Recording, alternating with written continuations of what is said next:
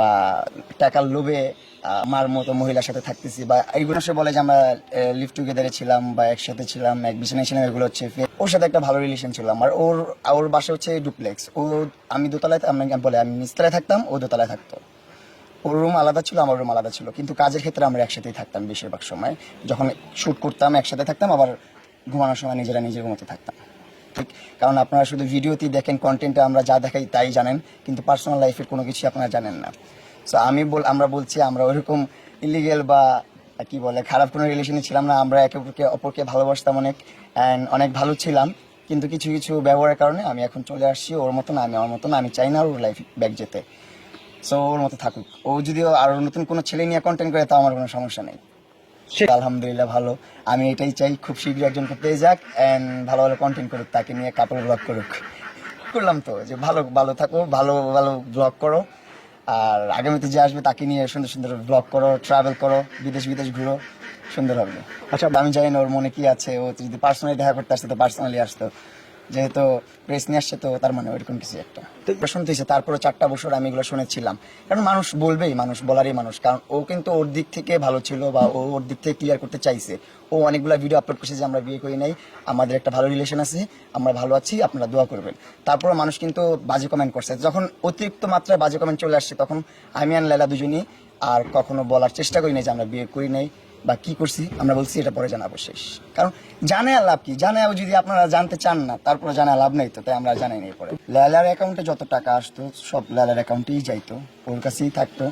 মাঝে মধ্যে আমাদের যদি কিছু কিনতে ইচ্ছে করতো, ওর ব্যাংক থেকে টাকা তুলতাম, আমার ব্যাংক থেকে তুলতাম, এরকম ভাবে। কিন্তু যার যারটা তার তার অ্যাকাউন্টে যেত, যার যারটা তার তার সেপারেট। প্রিন্স মামুনের ফেসবুক পেজ বা ইউটিউব চ্যানেল কয়টা? আমার পেজ একটা, ইউটিউব চ্যানেল একটা, অ্যান্ড কিছুদিন আগে আমার টিকটক অ্যাকাউন্টটা ব্যান হয়ে গেছে। ইনশাল্লাহ ব্যাক চলে আসবে। টিকটক কমিউনিটির কাছে অ্যাপ্লাই করা হয়েছে, চলে আসবে ইনশাল্লাহ। হবে একটা রিয়েল অ্যাকাউন্ট আছে পেজ, আর কয়েকটা ছোট ছোট শর্টস আছে, যেমন হচ্ছে কয়েকটাতে লাইভ করে, কয়েকটাতে ব্লগ করে, কিছুতে শর্টস আপলোড করে, এগুলো আর কি মিলাঝিলা আছে অনেকগুলো। অবশ্যই ও তো আমার আগে, অনেক আগে এগিয়ে গেছে। ওর তো কিছুই ছিল না সোশ্যাল মিডিয়াতে, কিন্তু ওর অনেক হয়েছে। মানে এখন আমি মনে করি যে আমার হয়েছে। আমি এটা নিয়ে কখনো মানে মন খারাপ করি না বা এটা নিয়ে কখনো চিন্তা ভাবনা করি না। আমি আউটসাইড কাজ করলে তো নিতাম অবশ্যই, পেমেন্ট ছাড়া তো কাজ করবো না আউটসাইড যখন কাজ করি। কিন্তু লায়লা যখন কাজ করে, ওইগুলো তো পেমেন্ট কিসের? আমরা তো একসাথে ছিলাম, আমি ওরে কাজ করে দিতাম, একসাথে কাজ করতাম। ওর এডিটিং যা ছিল, ওর কন্টেন্ট সবকিছু আমি করে দিতাম। এখনো মোটামুটি এডিট করতে পারে, মোটামুটি ভিডিও করতে পারে, মোটামুটি লাইভও করতে পারে, মোটামুটি অনেক কিছু শিখে গেছে। আমার থেকে এক্সপার্ট এখন ও বেশি। এখন আরো যে কপিরাইট ইস্যু টিস্যু আছে, এগুলো সবকিছু নিজে নিজে সলভ করতে পারে, আমার চেয়ে ভালো পারে। টেনশন নাই, সে আমাকে 20 লাখ দিয়ে 50 লাখ আমাকে, আমার কোনো টেনশন নাই। কিন্তু সে যে একটা ভালোবাসা দেখাইছে, এটাই অনেক দামি আমার কাছে। টাকাটা ম্যাটার না আমার কাছে। যে সে ভালোবাসা দেখাইতেছে, সহানুভূতি দেখাইছে আমার উপর তার যে একটা আদর দেখাইছে, সেটাই আমার কাছে অনেক দামি। কোটি কোটি টাকার চেয়ে বেশি দামি ছিল এটা। ও আমাকে আমার চেহারা বিক্রি করে বা আমারে বিক্রি করে, ও পেজ করুক, টিকটক অ্যাকাউন্ট করুক, 1000টাই পেজ বানাক, 1000টা ইউটিউব চ্যানেল বানাক, হাজার হাজার কোটি টাকা আমাকে, আমার কোনো টেনশন নেই। ওই টাকার উপর কোনো ইয়া নেই, লোভ লালসা বা ওইটার উপর কোনো আমার দাবি ওরকম কিছু নাই।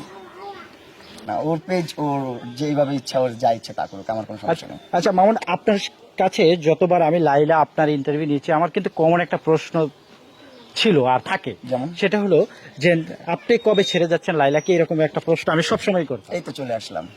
কিন্তু তখন কিন্তু এরকম তখন আপনাকে বলেনি। বলা হয়েছিল ভেরি সুন, হ্যাঁ, খুবই শীঘ্রই বলা হয়েছিল আপনাদেরকে। তখন বলা হয়েছিল। আপনারা ইন্টারভিউটা দেখেন তাইলে। মানে তখনই আপনি কনফার্ম ছিলেন আপনি থাকতেছেন না? না, কারণ আস্তে আস্তে জিনিসটা তো হুট করে আর আমি চলে আসি না। হুট করে আর এত 4 বছরের একটা রিলেশন, এত মানুষ আমার গিবত করছে, এত মানুষ আমার বদনাম করছে, বিয়ে না করেও মানুষের কাছে শুনতে হয়েছে যে টাকার লোভে বুড়া বিটি বিয়ে করছি। ভালোবাসে সেই ভিতরে, মানে অনেক আমার জীবনে কেউ আসে নাই আর আসবেও না ইনশাল্লাহ।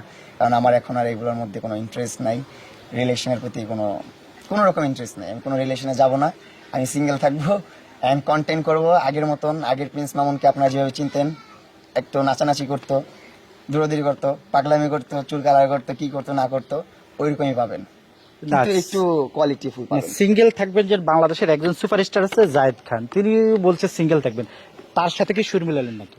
তার সাথে সুর মিলাবো কেন? আমাদের এই দেশের বাদ দিলেও কিন্তু আরেকটা দেশ আছে, সেখানে কিন্তু আরেকজন আছে, সেও সিঙ্গেল থাকে, তার সাথে কম্পেয়ার করতে পারেন।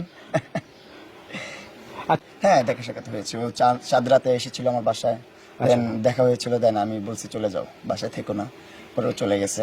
আবার কয়েকদিন আগে আসছে, আমি বলছি তুমি চলে যাও, আমার রুমে বসো না, আমার রুম থেকে চলে যাও, চলে গেছে। বাড়িতে মেহমান আসলে এইভাবে ইয়ে করেন আপনি? না, আমার আমার হচ্ছে যে মেহমান না তো, ও তো আমার একজন আপন মানুষ ছিল, আচ্ছা, এখন নাই। মানে সে অপমান করতে না, মানে আমি আমার রাগ থেকে গুসা থেকে গেছি। না, এবার আর কোনো রাগ ভাঙার সম্ভাবনা নাই। এই যে বললাম 2 দিন আগে আসছিল, তখন হচ্ছে আমার আপন ফুপু মারা গেছে, তার জন্য সবাই দোয়া করবেন, সবাই দোয়া করবেন আমার ফুপুকে যেন জান্নাতবাসী করে আল্লাহ তাআলা। এন্ড 4 দিনের একটা অনুষ্ঠান হয়, আপনারা জানেন, মারা যাওয়ার পর ওই 4 দিনের অনুষ্ঠানে লেলা আসছিল সকালবেলা। দেন আমি বলছি চলে যাও, ও আম্মু, আর আম্মু তো হচ্ছে যে ভালোবাসে ওকে, কারণ আম্মু দেখছে 4 বছর যাবত একসাথে ছিল, তো আম্মুরে সাথে করে নিয়ে আমার ফুপুর বাসায় গেছিল। ফুপুর বাসায় 4 দিনের যে অনুষ্ঠানটা ওইখানে অ্যাটেন্ড করছে, ওরে নিয়ে অ্যাটেন্ড করে ওরে ওইখান থেকে বিদায় দিয়ে দিছে। দেন আমি আবার বিকালবেলা গেছি। লেলা এসেছিল একাই, ওর সাথে ওর ড্রাইভার ছিল, আর আরেকটা ভাইয়া ছিল। তেমন কেউ ছিল না, আপনাদের প্রেসির একজন ছিল আর একজন ড্রাইভার ছিল, আর কি ছিল না। আমি কোনো ভাবেই দেখি না, আমি আমার লাইফের যা বদনাম হওয়ার যা হওয়ার সবই হয়ে গেছে, এখন আর কোনো কিছুর ভয় নাই আমার জীবনে। এখন আমার জীবনের একটাই নেশা, একটাই মানে খিদা, যে নিজের সম্মান কামাবো, আর কিছুই না। এটা কখনো পসিবল না ওর দ্বারা।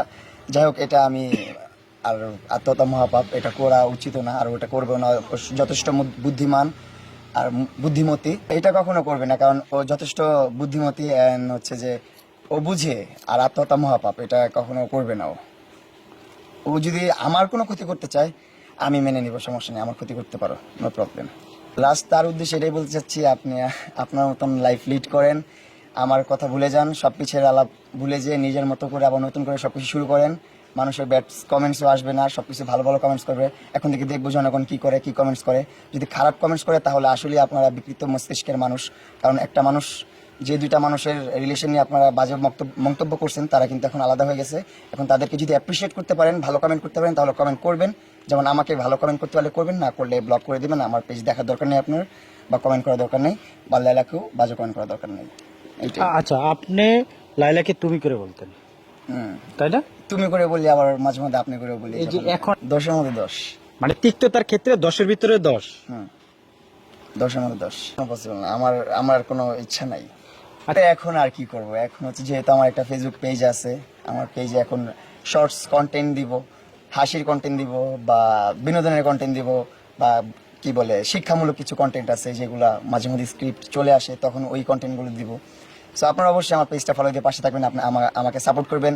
অ্যান্ড আমি কিছু একটা করে দেখাইতে চাই যে আমি পারবো কিছু একটা করতে। ভালোবাসার মানুষের কাছে আমি সারা জীবন কৃতজ্ঞ, তাদের কাছে আমি মুখে বলে প্রকাশ করতে পারবো না, কারণ আমার বাবা মার স্বপ্ন আমি পূরণ করতে পারছি আপনাদের কারণে। যেমন আমার বাবা মার স্বপ্ন ছিল একটা দালান বাড়ি হবে তাদের নিজেদের, তো তাদের নিজেদেরকে একটা দালান বাড়ি করে দিতে পারছি। এটা আমার অনেক বড় একটা অ্যাচিভমেন্ট আমার জীবনের, এটাই আমার সফলতা। যতই গালাগালি করেন, যতই যাই করেন, আমার জীবনে যতই পাপ করছি, আমি একটা পুণ্য করছি, আমি আমার বাপ মার একটা বাড়ি করে দিতে পারছি। এইটাই, আর কিছু লাগবে না আমার। আর হেটার যারা আছেন তাদেরকেও লাভ ইউ, কারণ আপনারা তো এত সময় ব্যয় করতেছেন, সময় ব্যয় করে আমাকে দেখতেছেন, কি করতেছি না করতেছি, কই যেতেছি, কি পড়লাম না পড়লাম, কি বললাম, মুখটা কেমন করলাম, সবকিছু লক্ষ্য করতেছেন। কোন জায়গা থেকে খুদ ধরবেন, খুদ ধরার জন্য কিন্তু বেশি লক্ষ্য দিয়ে দেখতে হয়, আপনারা খেয়াল করবেন। যারা নর্মালি দেখে, যারা ফ্যান, তারা নর্মালি ভিডিও দেখে, যারা হেটার্স তারা গভীরভাবে ভিডিওটা দেখে, যে সে কি করতেছে, কি বলতেছে, মুখটা কিভাবে নড়াইতেছে, সব কিছু খুদ ধরতে চায়। তো আপনারা আমার রিয়েল প্রকৃত ফ্যান, সো লাভ ইউ, দোয়া করবেন আমার জন্য, আমি আপনাদের জন্য অনেক বেশি দোয়া করি। আপনি যখন বেশি কষ্ট পান, ধরেন লাইলাকে আমি তিক্ততার ক্ষেত্রে আপনি 10-এ 10 দিয়েছেন, যখন বেশি কষ্ট পান আসলে তখন কার কথা বেশি মনে পড়ে এবং কার কাছে ফিরে আসেন? দুনিয়ায় যত কষ্ট পাই, এক পৃথিবী সমান যদি কষ্ট আমার মনে থাকে, আমি যখন আমার মার কোলে চলে আসি, তখন সব ঠিক হয়ে যায়, সব শান্তি লাগে, মনে হয় আমি জান্নাতে চলে আসছি। গান তো যখন ওর সাথে শুট করছি তখন ওর সাথে রিলেশনটা ছিল, অ্যান্ড যখন রিলিজ হয়েছে তখন ওর সাথে রিলেশনটা ব্রেকআপ হয়ে গেছে, তাই আমি ওইটা নিয়ে আর ওরকমভাবে অনুষ্ঠান বা ওইটা নিয়ে অনেক আগ্রহ দেখাই নাই। কিন্তু ওইটা ভালো ভিউ আসছে, অনেক সাড়া ফেলছে, পুরো ঈদটা কাঁপাইছে ওই গানটা।